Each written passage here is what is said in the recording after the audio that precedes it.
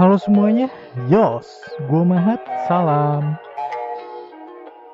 Episode kali ini diawali dengan Deida yang mengingat masa kecilnya, di mana saat mulai tumbuh dia mendapat amanah dari ibundanya Hailing yang terlalu mengkhawatirkan Boji sehingga mengamanatkan Deida untuk lebih kuat agar bisa melindungi Boji. Mendapat hadiah berupa cermin ajaib dari ayahnya yaitu Bos. Perlahan Deida yang tadinya memiliki respek yang tinggi pada kakaknya mulai memandang sebelah mata Boji hanya karena Boji memiliki kekurangan atau disabilitas. Bebin pun mencoba mengajarkan pada Deida bahwa penyandang disabilitas justru malah lebih tangguh ketimbang orang normal biasa, dimana untuk tetap memilih menjalani hidup dengan kekurangan saja butuh keteguhan hati yang tinggi. Dan hidup yang tidak mudah justru membuat mereka tidak mudah rapuh dalam menghadapi segala kesulitan. Kerajaan Bos membuat orang-orang dengan kekurangan seperti itu tetap bisa menjalani hidup semestinya. Kemakmuran serta lingkungan aman dan nyaman benar-benar diwujudkan Bos, yang tentunya itu membuat Bos benar-benar menjalankan posisinya dengan baik sebagai raja. Selanjutnya, kita diperlihatkan di mana Deida sepertinya bertemu dengan kisah masa lalu Miranjo.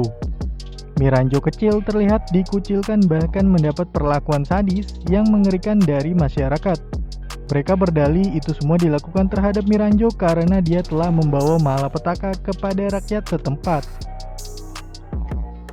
Deida yang menyaksikan bukti perlakuan kejam pada Miranjo mulai bersimpati padanya dan merangkul Miranjo serta membelanya.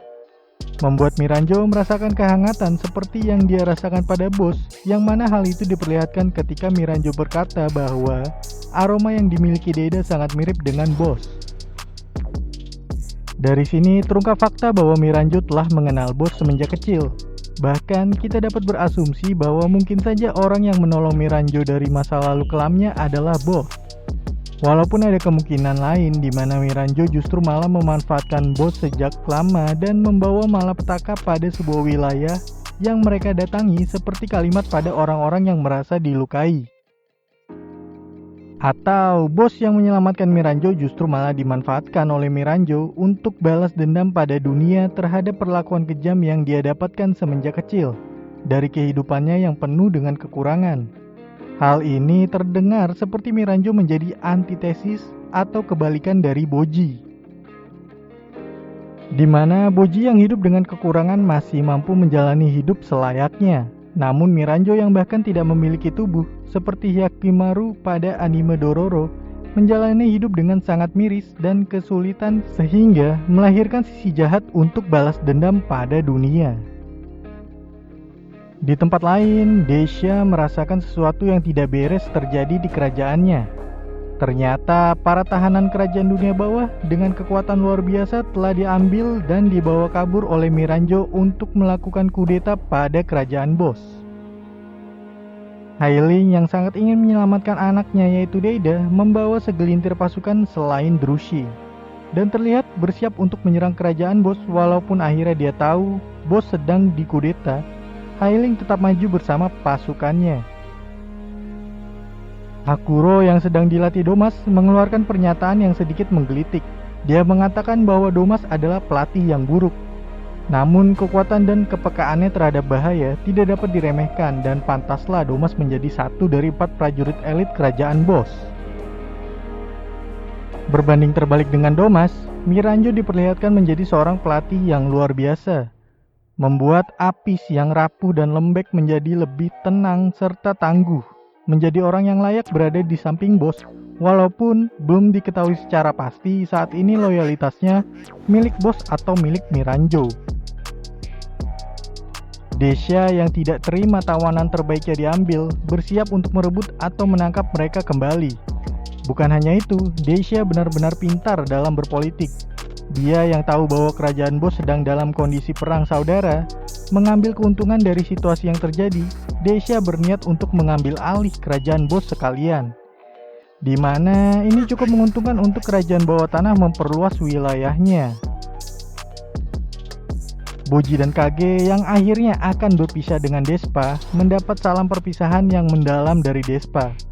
Despa ingin membuat Boji mengerti dan memahami bahwa kekurangan yang ada pada dirinya bukanlah penghalang, melainkan hal tersebut justru membuat Boji menjadi lebih tangguh dan lebih kuat dibanding siapapun.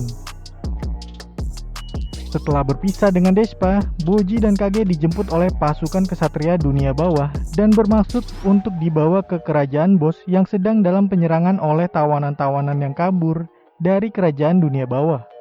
Boji mungkin akan diikutsertakan dalam peperangan yang terjadi di kerajaannya, kerajaan bos.